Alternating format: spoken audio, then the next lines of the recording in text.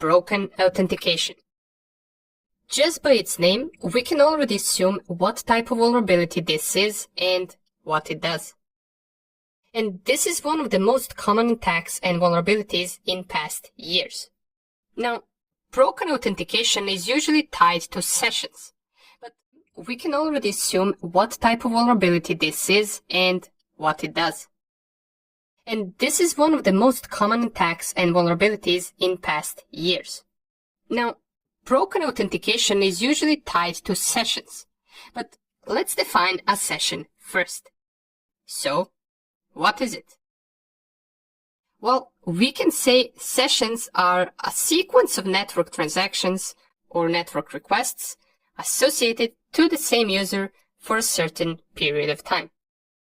This is what identifies an individual on a web page, a session. Now, don't confuse sessions with authentication.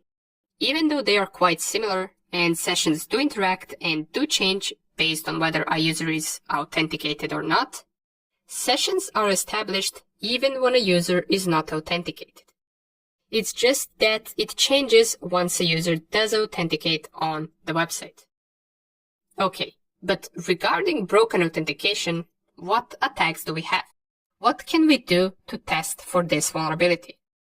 Well, there are different types of the attacks, but we can separate them into two different groups. Group number 1, which are attacks that the user is responsible for, and group number 2, attacks that the developer is responsible for. Okay, so both sides take place into making these attacks work. How exactly? Well, for their credentials. They're responsible for making their password as strong as it can be by adding numbers, characters, upper and lowercase letters. However, usually this isn't the case, and they choose an easy password that has a meaning to them. We can target this with attacks like brute force of the credentials. We can brute force usernames, passwords, security questions, and anything that we need to get into an account. These type of the attacks we will cover in the next section. However, in this section, we're more interested in covering mistakes in website configuration that allows us to steal a session. These web developers are responsible for the session management, how the website is going to process different sessions, and what parameters is it going to use. Usually, these sessions are identified with cookie values or URL type parameters. Sessions are considered as important as user credentials. A hijacked session ID is as strong as a stolen login credential. And that is the attack that we will mostly be doing, session hijacking or session stealing. There are many approaches as to how we can do that. One of them is an attack called session fixation. The main idea behind this attack is that the attacker predetermines the session ID that the victim will use. For example, the attacker could send the victim a link that contains a predetermined session ID, and that link might require the victim to log in. After they log in, the attacker can then use that session ID to impersonate the victim after the victim logs in. There is also a possibility of weak encryption or weak cookie values. It can be that the website is plain text or in a weak encryption that can easily be reversed. This is also a point of attack for hackers. Credentials should have best encryption possible since they are the main things keeping someone to have an unauthorized access to another person's account. Same goes with cookie values. They have to be random and unpredictable. Now, different examples of broken authentication attacks we're going to see in this section, while brute force attacks and similar we will do much more in the next section. So get ready and let's get straight into practical examples. Okay, let's cover our first basic example of broken authentication. And for this, we're going to start off with TryHackMe platform. So make sure everything is started, you have your burp suit, you have your VPN running, and make sure that you also get the IP address for the VPN. Once you do all of that, navigate to the Try Hack Me platform and go, as usual, to our Web Hacking Fundamentals and navigate to our OWASP Top 10 room. Here it is. Let's go right here. And we already know right here we got a bunch of different tasks, but for this lecture we want to navigate to task number 6 and task number 7. Now, if you want to read about broken authentication a little bit, you can read through the task number 6 and then navigate to the practical part, which is task number 7. And this task is rather easy. So let's take a look and let's read what it asks from us. But before we read through this task, let's start our machine, because we already know that it takes about a minute or two in order for it to start properly. While it's starting, let's read through this task. For this example, we'll be looking at a logic flaw within the authentication mechanism. A lot of times what happens is that developers forget to sanitize the input given by the user in the code of their application, which can make them vulnerable. What we can do is try to re-register that username, but with slight modification. We're going to enter space and then admin. Notice the space in the starting, okay? Now when you enter that in the username field and enter other required information like email ID or password and submit that data, it will actually register a new user, but that user will have the same right as normal admin. That seems to be quite big of a problem. Let's continue reading. That new user will also be able to see all the content presented under the user admin. To see this in action, go to this link. So let's visit it straight away. And let's go down just to read until the end and try to register a user named Darren. You'll see that user already exists, so then try to register a user space Darren. And you'll see that you are now logged in and will be able to see the content present only in Darren's account, which in our case is the flag that you need to retrieve. Interesting. And the first question is, what is the flag that you found in Darren's account? So let's go and take a look. If we try to log in as Darren by typing Darren and let's say test1234 and click on sign in, we get an error, invalid username or password. So let's try to do what the Try Hack Me example told us to do, which is to register a user with slight modification. So let's type space and then Darren. Make sure there is space right here, otherwise it will not work. And under the email, we can type any email that we want. I typed test@gmail.com, which is probably a non-existent email. And under the password, I will type test1234. And I will register this user. Okay, so we registered the user successfully. Now let's try to log in as that user and see whether we will be able to find the flag that should only be accessible from Darren's real account. So let's go right here, type space and then Darren and test1234. Let's click on sign in and here is the flag. So we successfully performed a broken authentication attack where we registered a new user with slight modifications such as adding space at the beginning of the name, and it allowed us to see the flag that should only be accessible from the real Darren user. And we would submit this flag right here under this question. Okay, and the other question is try to do the same trick and see if you can log in as Arthur. So I assume the Arthur account already exists, so pretty much we can do the same thing. We can go register, add space, and then Arthur. And for the email, I typed test2@gmail.com and password will be test12345, just to make it different than the Darren's account. Now let's go and log in. So add space, Arthur, and test12345.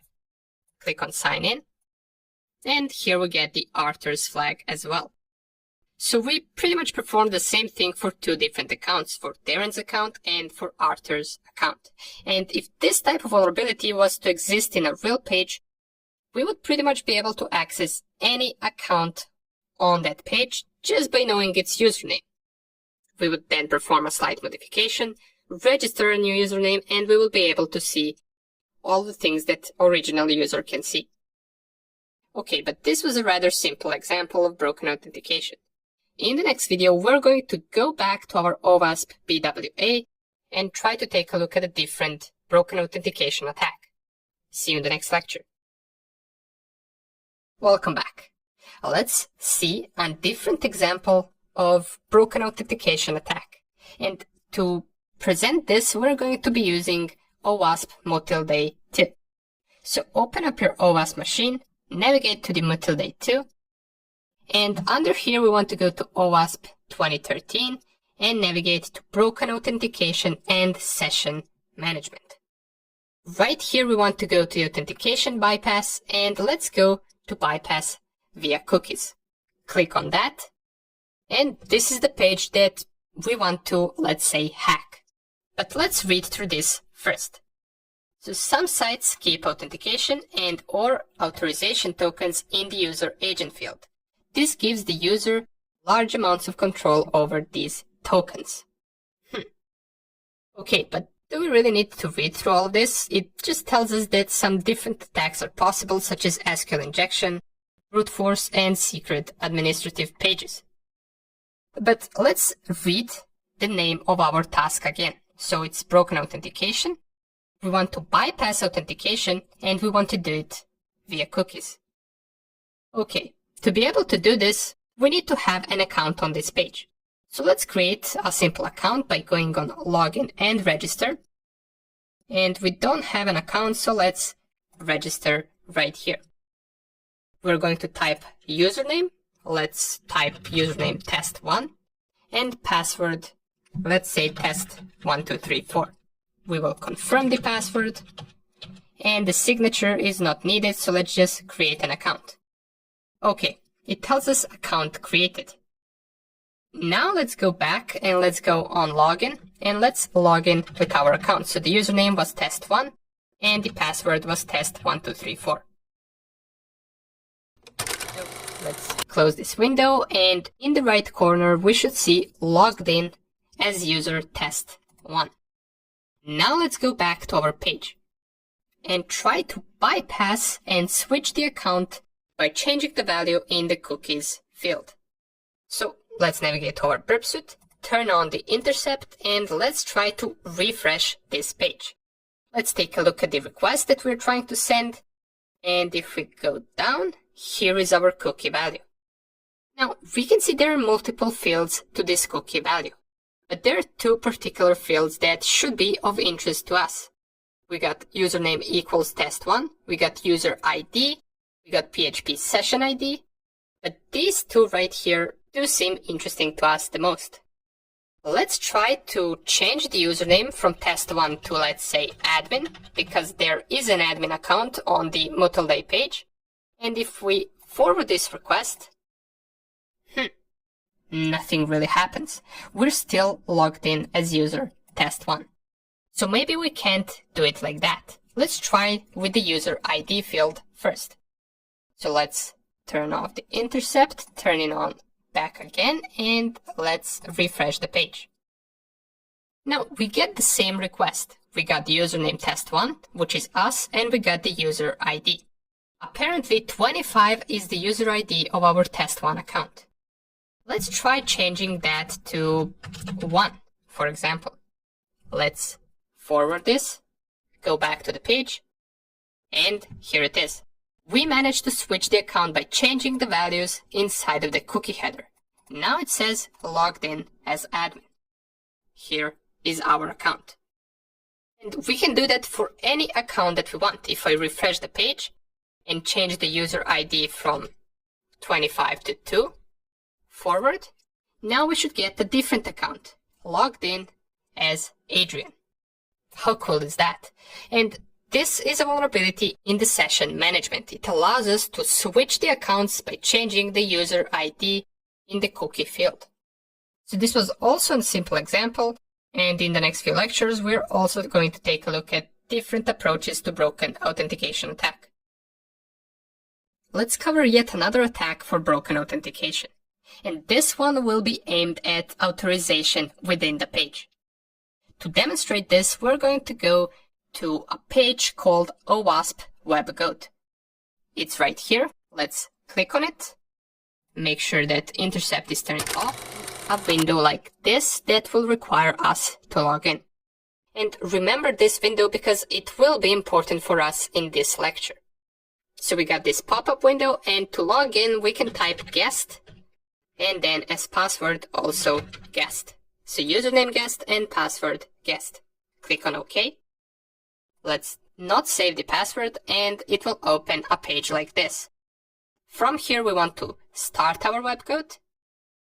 And let me just zoom this in a little bit, and here we will have different attacks that we can perform. Of course, not all of these attacks have to do with broken authentication. Most of them actually are different vulnerabilities, but the attack that we are interested at the moment is authentication flaws. So click on that, and from here we want to go to basic authentication. Okay, it will open a task like this. So it says basic authentication is used to protect server-side resources. The web server will send a 401 authentication request with the response for the requested resource.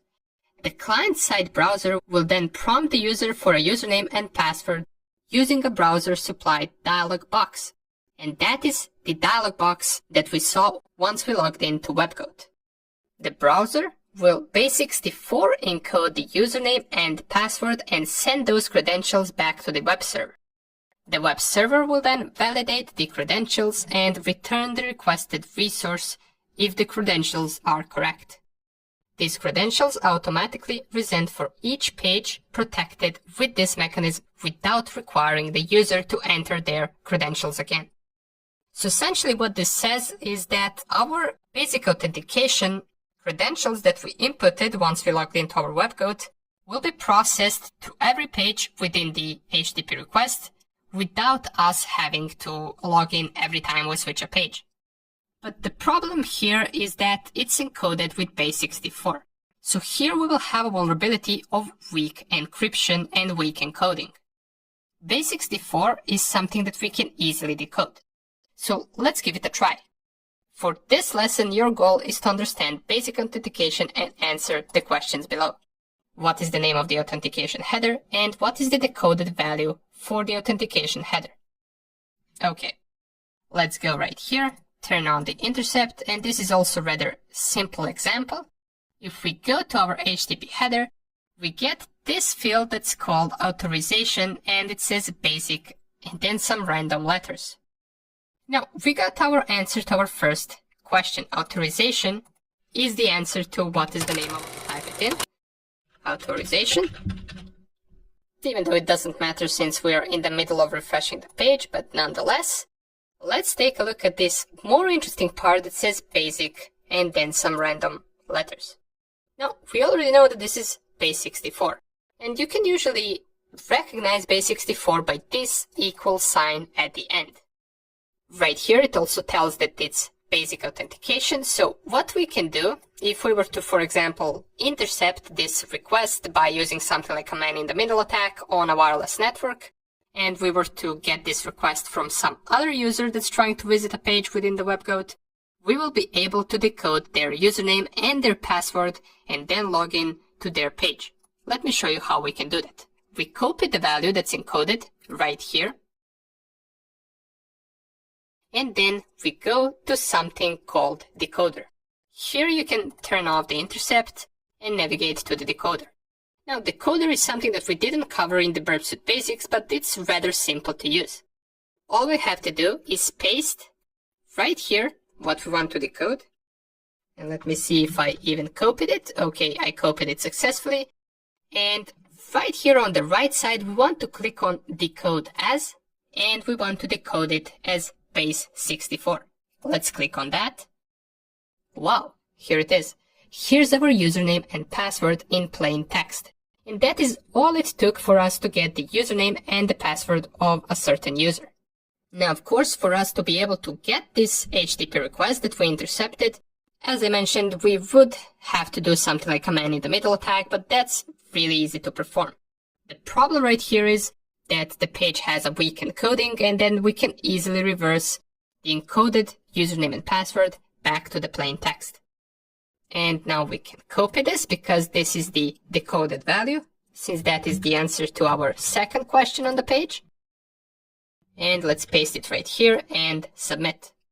And it will tell us, congratulations, you have figured out the mechanism of basic authentication. Now you must try to make WebGoat re-authenticate you as username basic, password basic. Use the basic authentication menu start. Awesome. This was yet another simple example, and in the next video, we're going to take a look at the example of broken authentication once a user forgets a password. Nonetheless, thank you for watching, and I will see you in the next lecture. Okay, let's take a look at another example of broken authentication with the forgot password. Now, an example of this, we're going to take a look at our WebGoat. We introduced ourselves to the WebGoat in the previous video, and now we're about to do another challenge using this application. So let's click on OWASP WebGoat. Let's log in with guest and guest. Now we can log in with any account that we want. We know that there is an OWASP account, and we also know that there is a basic account. But it doesn't matter for this task. All we have to do is start our WebGoat right here and navigate to the authentication flaws and then forgot password. Okay. Now, let's read through the task. Web applications frequently provide their users the ability to retrieve a forgotten password. Unfortunately, many web applications fail to implement the mechanism properly. The information required to verify the identity of the user is often overly simplistic. Okay, let's take a look at the general goals. Users can retrieve their password if they answer the secret question properly. There is no lockout mechanism on this forgot password page. Okay, and that is the first vulnerability. Every time a page should block an account or block an IP address once they type the secret question incorrectly for 3 or 5 times, and also once they type the password incorrectly for multiple times. Then the page should lock you out or block you for a certain period of time. And that is a good practice against brute force attacks that we're going to take a look at in the next section. But for now on, let's solve this challenge. So WebGoat password recovery. Please input your username, see the OWASP admin if you do not have an account. Required fields, username. Now, we already know of a couple of usernames, but for this video, we're going to try to brute force a username.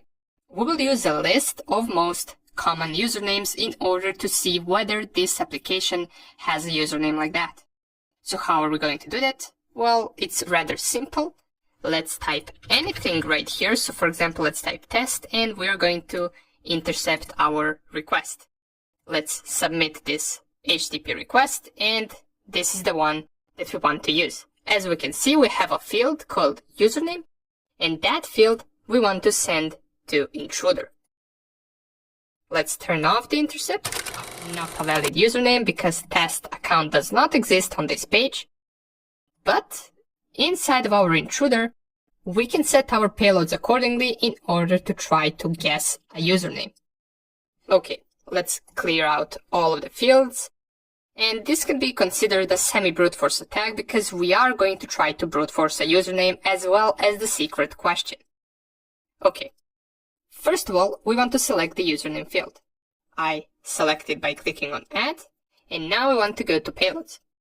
Here we want to load a list of most common usernames, and luckily our Cal Linux actually has some word lists that can help us do this. All we have to do is click on Load, and navigate to the word lists directory. So make sure that you go first to the / directory, then to the user, right here. Then let's go to share. Then let's try to find word lists directory, which is right here. In the word lists, I'm going to go to Metasploit, and from here I can choose the best list that fits this challenge. And for this, I'm going to go with http default users.txt. I'm going to double click on that, and it will load these usernames right here as my payload list. Okay, awesome. All we have to do right now is start the attack. And how are we going to know which username is correct and which isn't? Well, usually it's rather simple, and I will show you in just a second how we can recognize it. Okay, our username brute force has finished, and here are all of the results. As you can see, for each of these usernames we got status 200. And there's not really anything right here that says which username is correct, and if we even found a single correct username out of these ones. But if we take a closer look at the length of our response, which is right here, this number is the length of our response, you will notice that all usernames have the same length except this one, except the admin username. Usually this is an indication that there is something different with this type of username because it gave a different response than the rest of these ones. So the next thing that we can do, we find a username with a different length, we right-click on it, we request or show response in browser. Then we copy the link and navigate to that link inside of our browser. And here's the secret question. Since we got the secret question, that means that we found an existing username. And the secret question is, what is your favorite color? As you can see, this is a really bad question for security because there are like 10 colors in existence and we can easily brute force that. So let's do that right here. We're going to go to our burp suite. Let's go to our proxy and turn on the intercept. Right now we're going to type test once again because we don't really care what we write right here. All we want is to send this HTTP request to the intruder. Turn off the intercept and let's navigate to our positions. Let's clear all of these fields and let's only double click the color field and click on add. Now we go to payloads and here we can manually type the colors. For example, let's go for green, blue, yellow, and let's type every single color that we can think of.